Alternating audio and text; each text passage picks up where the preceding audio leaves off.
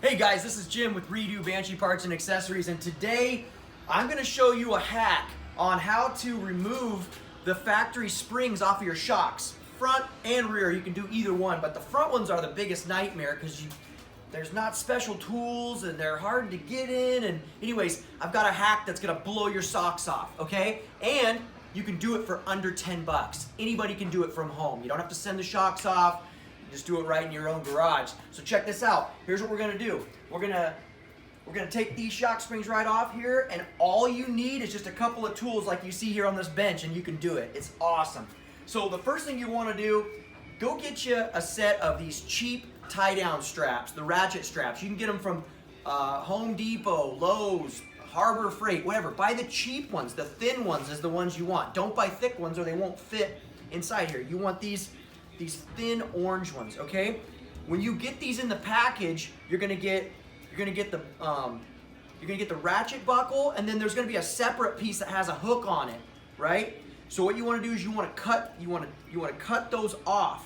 Cut it off of the ratchet one, and then you're gonna want to cut the hook off the separate one, and then you're gonna just tie it just like this, okay? Cut the hook off and just tie it. Now, I got way too much slack here, okay? You really only need 3 feet, something like that. I got way too much here, but you're gonna see what's going on. And then this end, guys, this is the factory edge that they give you that's been melted, so it's not frayed or anything like that, all right? So this is how you do it. And you're gonna get 2 of them, right? So just cut that hook off, tie it right onto your ratchet strap, and then this is gonna go ahead and ratchet back to itself. I'll show you here in a minute, okay? So come on, check this out. Here's what we're gonna do. So, what you're gonna do is you're gonna take this strap, right?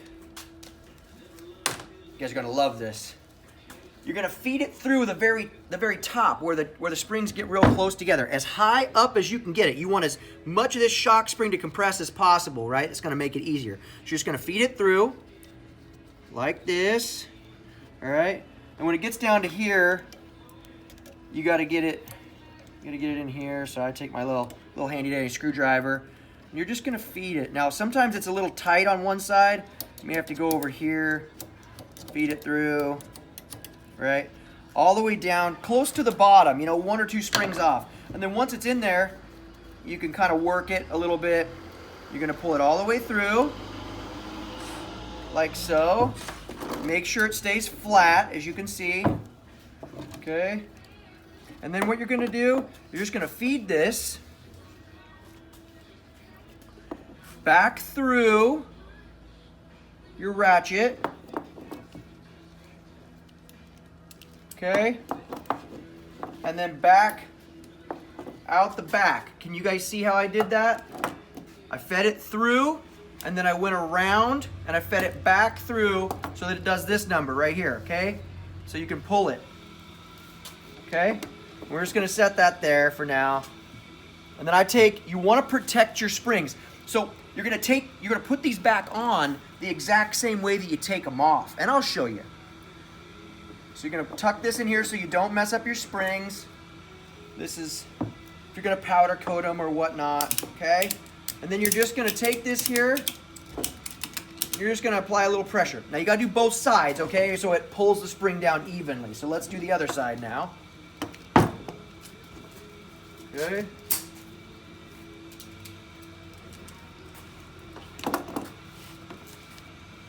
Go way up here.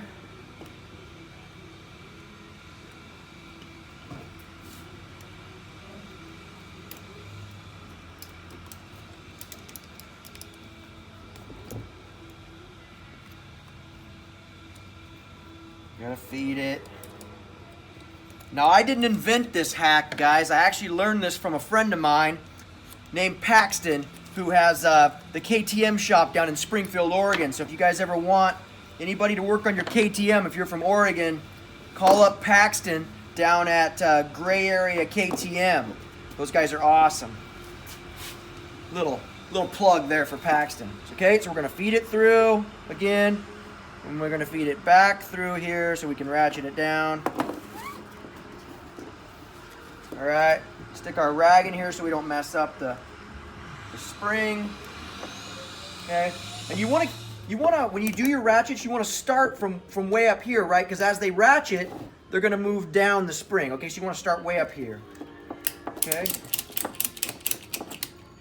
Okay, so this one, okay, so what we're gonna do, we're just gonna ratchet these down evenly, and you're gonna see there's gonna be a space here that's up near the top of the shock, and then I'll show you what to do, okay? So let's just ratchet it down. You can see it's starting to pull it. And we'll do this side.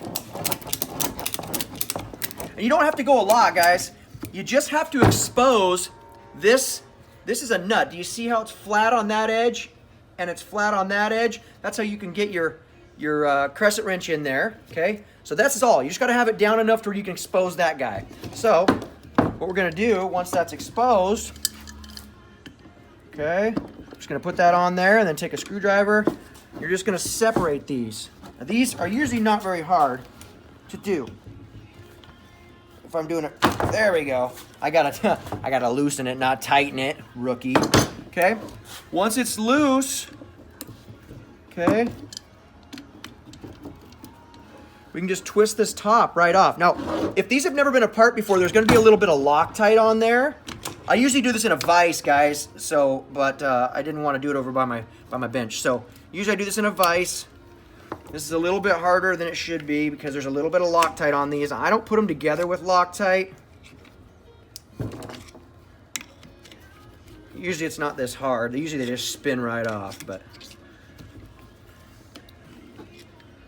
they'll come off here in a sec. Almost off.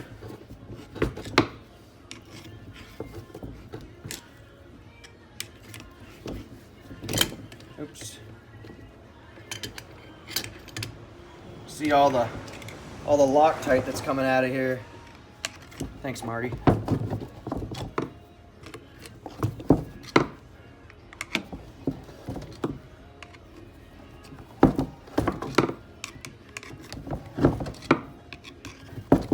Okay, we are good. Okay. Now, someone used a lot of Loctite on that bad boy. Usually they just spin right off a lot easier like that, like I said. Okay, so now what we're gonna do, guys, we're just gonna pull this right off. And there you go. Your shock is apart. Now, you just take this, be very careful, don't get your thumbs in here, right? Just release them, okay? And then you're gonna go ahead and pull this out, and you're gonna take them apart, okay? Now, that's how you do it. Then you can send your spring off, you can get it powder coated, you can get it chromed, you can do whatever. Now, when you're going to put this back together, okay, let's show you how to put it back together. It's just the reverse of that, okay? Very simple, very straightforward. What I like to do, guys, when I'm going to put these back together, now, you always want to make sure, you see all these coils? They have a different spring rate, right? They've got a shorter spring rate up here. This goes to the top. Just slide it on carefully. So let's pretend this is a new powder-coated spring. We're going to slide it on carefully. Okay? And then I like to just kind of use my weight and just push it down to where I can get a couple threads here, okay? So I can twist it on by hand. Once I can twist it on by hand, then now I can slip my tools back in here, right? I can put these down in here, I can ratchet them back up, I can tighten them down, right? And then once I get there, once I get them tightened down, I can use my crescent wrench and this guy here, screwdriver, to just tighten it up. They don't have to be very tight. The spring holds pressure on them, okay? Just tighten them up to where they're just hand tight, okay? And then release, and you're good to go. That is my hack for the day, all right? So if you got any questions, you can hit us up at www.redo-parts.com, or you can give us a call, 541-419-6054. I hope you guys enjoyed this. I hope it's an awesome, easy, cheap hack on how to do your front shocks. This also does work the same on the rear shock too, so you can try it on that as well. Take care. See you on the next video.